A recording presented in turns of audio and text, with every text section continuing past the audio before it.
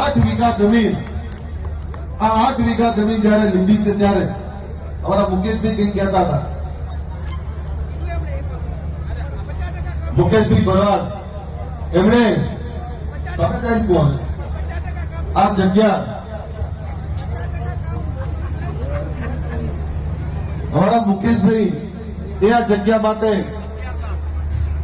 11 લાખ રૂપિયા એ રોકડા દાન આપે. બીજું તમને કહું, આ છેલ્લા 15 વર્ષથી મારી જોડે દોડે છે.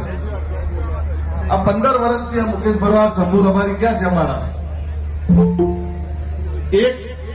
એક શ્રીમાન છે, બીજો અમારો સુદામા છે, પણ બંને નરસિંહભાઈ એ 15 વર્ષથી છે.